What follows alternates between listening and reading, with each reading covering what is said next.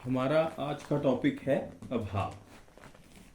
अभाव का मतलब होता है, दो डेफिनेशंस है। डेफिनेशन वन, असत अभाव रूपम, जिसका मतलब है जो सत्ता में नहीं है। सत्ता में जो नहीं है, जो ऑपोजिशन, जैसे सत्ता तो हमने सुना होगा, पॉलिटिकल पार्टियां बोलती हैं कि हम तो सत्ता में नहीं है ना। ऑपोजिशन वाले सत्ता में, जो सरकार चलाती है वो सरकार, बाकी जो सत्ता, तो उनकी बातें ना एग्जिस्ट नहीं करती, वो बेचारे ऐसे रहते। तो सत्ता में नहीं मतलब एग्जिस्ट नहीं करना। असत अभाव रूपम, जो एग्जिस्ट नहीं करता है, दैट इज अभाव। अभाव मतलब कोई चीज अब्सेंट होती है जो एग्जिस्ट नहीं करती, वो अभाव है ना। ये मेन मुद्दा है, असत अभाव रूपम, जो सत्ता में नहीं है। देन दूसरा, गतो भावो अभावम, जो एग्जिस्ट नहीं करता, जिसका अस्तित्व नहीं है।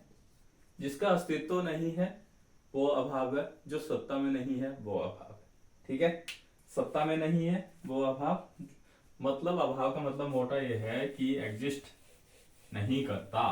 जो एग्जिस्ट नहीं करता, जो प्रेजेंट नहीं है, जो एब्सेंट है, वो अभाव है। अभाव की मेन है दो टाइप। ठीक है, टाइप के याद रखने के लिए आपको एक बंदे का नाम याद करना पड़ना, उसका नाम है सैम सर। ठीक है, और एक लड़की है, उसका नाम है अनन्या।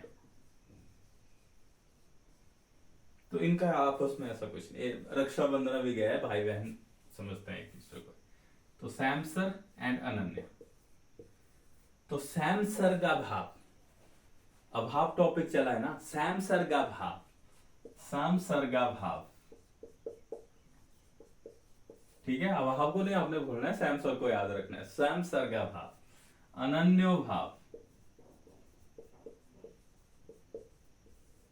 ठीक है, समसर्गा भाव, अनन्यो भाव, ये दो टाइप्स हैं हमारे अभाव की, समसर्गा भाव और अनन्य भाव।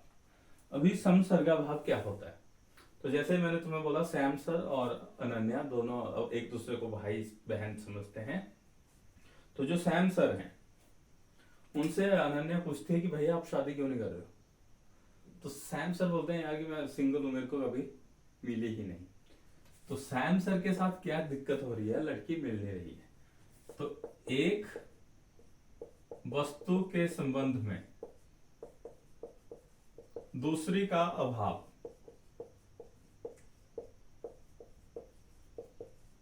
सैम सर शादी के लिए तैयार है ना, लड़की नहीं मिल रही ना, सैम सर तो शादी के लिए तैयार है। ये सैम सर, दूसरी का अभाव, लड़की का अभाव, सैम सर को लड़की नहीं मिलती। तो सैम सर के संबंध में लड़की का अभाव, एक के संबंध में दूसरे का अभाव, ये होता है समसर का अभाव। और पेपर में तुम ये तो लिख नहीं सकते कि सैम सर को लड़की नहीं मिल रही। पेपर में लिखना है नल में पानी का अभाव, जो टैप है मतलब उसमें पानी नहीं है, पानी का अभाव। ये होता है समसर का भाव, एक वस्तु में दूसरी का अभाव। जैसे टैप में पानी होना चाहिए ना, टैप लगाया किस लिए? तो उसमें जो दूसरी मेन चीज है उसका अभाव, एक वस्तु के संबंध में दूसरी का अभाव होना समसर का भाव, नल में पानी का भाव। ठीक है, उसके बाद आता है अनन्या बोलती है कि भैया देखो, हमारे विकास सर बोलते हैं कि सिंगल लोग होते हैं तीन तरह के, तीन तरह के सिंगल हैं दुनिया में। ठीक है, एक आगे तुम्हारे रिलेशनशिप से पहले के सिंगल,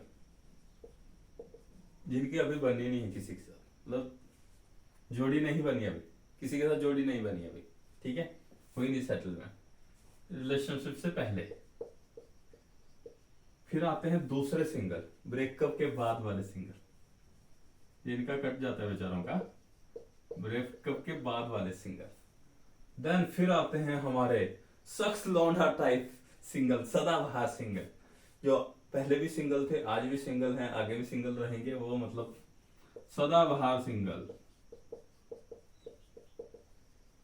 ऑल टाइम। तो ये तीन तरह के सिंगल होते हैं।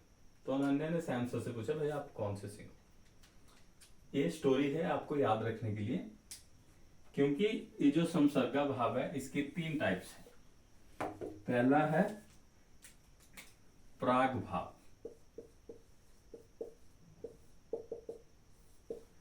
प्राग भाव क्या होता है, ये तुम्हें समझ आ गया ना। ये सिंगल की तीन, रिलेशनशिप से पहले के सिंगल, मतलब कुछ भी बनने से, रिलेशन बनने से पहले सिंगल, देन ब्रेकअप के बाद single, then all time single. तीन तरह के सिंगल याद रखिएगा, है ना।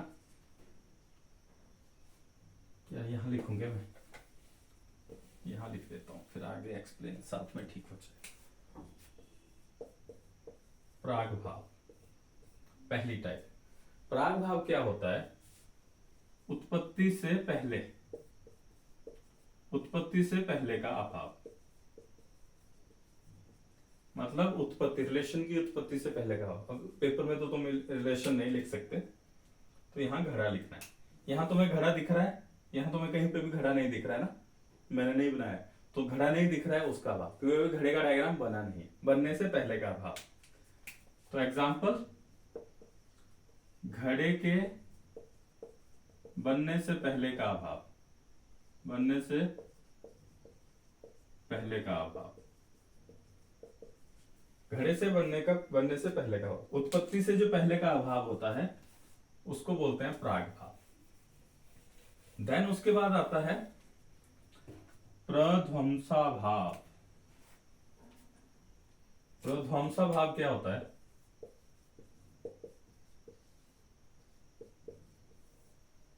नष्ट होने के बाद का भाव,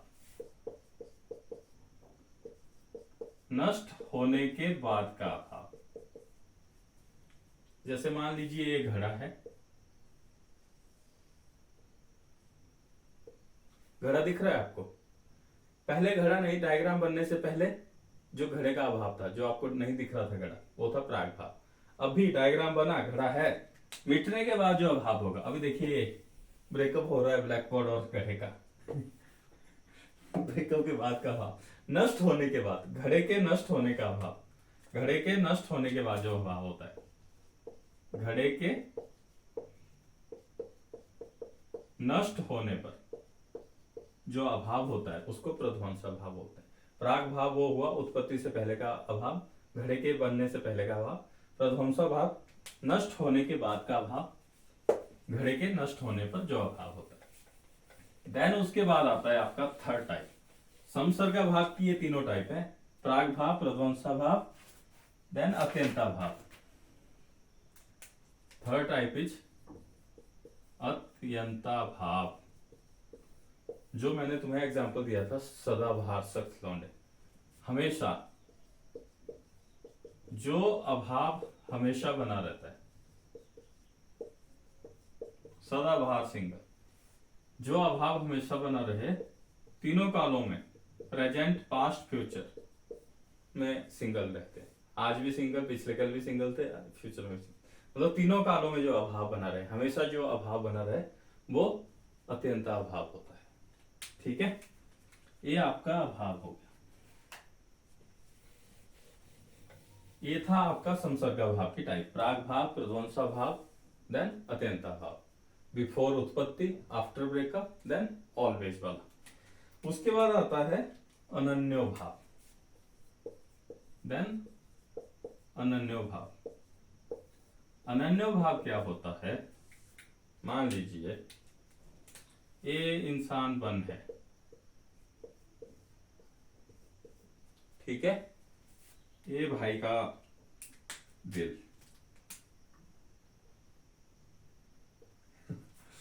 और ये है जी इंसान नंबर 2,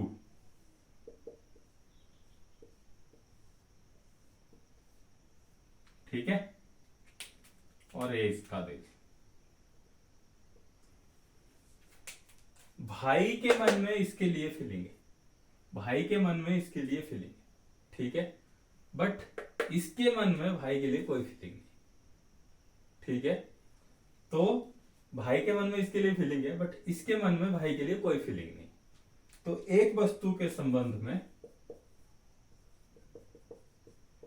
क्या था, एक वस्तु के संबंध में, हाँ, एक वस्तु का दूसरे में अभाव, एक वस्तु का दूसरे में अभाव होना, दैट इज अन्योन्य भाव। एक वस्तु का दूसरे में अभाव होना, एक फीलिंग का दूसरे के मन में फीलिंग का अभाव होना।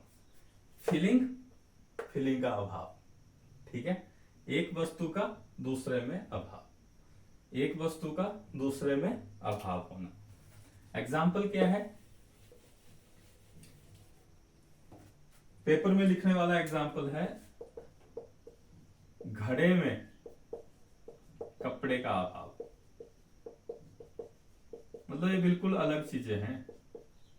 घड़ा ना, घड़ी को ही बोल घड़ी नहीं, मतलब जो मिसिस घड़ा जो घड़े की वो रही, घड़ा टाइप, उसी को बोलेगा मैं तेरा घड़ा तू मेरी घड़ी, मैं तेरा घड़ा तू मेरी कपड़ी। ये कुछ फील नहीं बनेगा। मैं तेरा कपड़ा तू मेरी कपड़ी, वो फील आ जाते। तो कपड़ा कपड़ी, घड़ा घड़ी, वो लगाने वाली घड़ी नहीं, मतलब घड़ा समझ रहे हो। तो घड़े में कपड़े का अभाव, ये भाई पेपर में लिखने का कंसेप्ट तुमने समझ लिया। एक के मन में जो फील है वो दूसरे के मन में अभाव होना, वो फील ना होना। एक वस्तु का दूसरे में अभाव होना, ये डिफरेंस। तो अभाव मतलब एग्जिस्ट ना करना, सत्ता में ना होना। दो टाइप थे, संसर्गाभाव, संसर्गाभाव, अन्योन्याभाव। संसर्गाभाव एक वस्तु का दूसरे में अभाव होना। देन जो आगे जो संसर्गा भाव था, इसकी तीन टाइप्स थी, प्राग भाव, प्रध्वंसा भाव, अत्यंता भाव, देन अन्योन्य भाव। अब आता है इसकी इंपॉर्टेंस क्या है, चिकित्सा में क्या महत्व है। सबसे पहला महत्व है, क्या था, अनशन सुना है आपने, अनशन सुना होगा आपने यार, आमरण अनशन पे लोग हड़ताल पे बैठ जाते हैं, खाना नहीं खाते। मतलब यहाँ खाने का अभाव है, अनशन मतलब खाने का अभाव, अनशन मतलब होता है खाना ना खाना। तो अनशन का वर्णन आयुर्वेद में किया हुआ है, जिसका मतलब खाने का अभाव होता है। तो इसलिए आयुर्वेद में अभाव का महत्व है। अनशन मतलब खाने का अभाव, जहां भी आयुर्वेद में अभाव की बात की जाएगी वो यहाँ पे इंपॉर्टेंस है। तो यहाँ खाने का अभाव है, इसलिए आयुर्वेद में इंपॉर्टेंस है। देन दूसरा जो शोधन कर्म होता है, शोधन कर्म को पंचकर्म बोलते हैं। बमन, विरेचन, बस्ती, नस्य सुने होगे तुम। तो जो शोधन होते हैं, मान लो शोधन में हम बात कर रहे हैं बमन की। बमन अगर आप करवा रहे हैं, बमन की आपने दवाई खिलाई है, तो दो तीन चीजें होती है, या तो बमन बहुत अच्छे से होगा, पेशेंट विल फील बेटर, या तो बहुत ज्यादा वॉमिटिंग हो जाएगी, वो बमन के अति योग हुआ, या तो वॉमिटिंग होगी ही नहीं। तो बमन का न होना, पंचकर्म आप करा रहे हैं, शोधन आप करा रहे हैं, उसमें वमन आप करवा रहे हैं, अगर वमन नहीं होते तो वमन का अभाव होता है, वमन का अभाव होता है।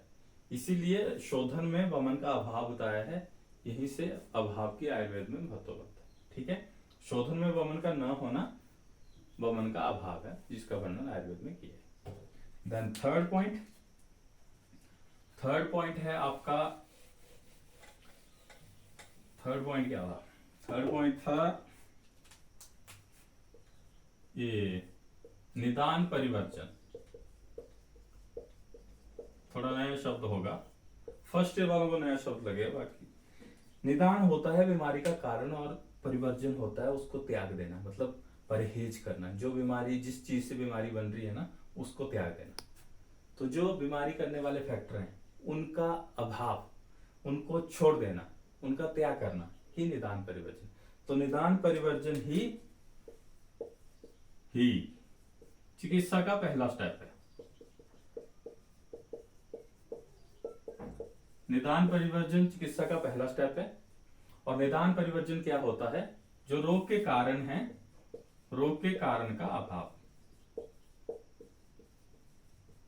निदान परिवर्जन का मतलब है रोग के कारण, जो भी चीजें रोग का कारण कर, जैसे मान लो आपको दही खाने से खांसी हो, तो आप खांसी की दवाई लीजिए बट दही खाना बंद कर दीजिए, दही को गायब कर दो, अभाव होना चाहिए दही का आपकी डाइट में, तभी निदान परिवर्जन हुआ, तभी फर्स्ट लाइन ऑफ ट्रीटमेंट शुरू हुई। निदान परिवर्जन मतलब परहेज, परहेज किया हुआ, जो बीमारी के कारण है उनका त्याग करना या उनका अब्सेंट हो। देन लास्ट पॉइंट है अरुचि। अरुचि, रुचि का मतलब है इंटरेस्ट होना, और ये बात हो रही है खाने पे, खाने में रुचि। अरुचि मतलब खाने में रुचि नहीं है, तो यहां भी रुचि का अभाव हुआ, खाने में इंटरेस्ट का अभाव होना रुचि हुआ। तो ये आपका अभाव टॉपिक था, ये 5 नंबर में भी आता है, कई बार 15 नंबर में भी आ जाता है।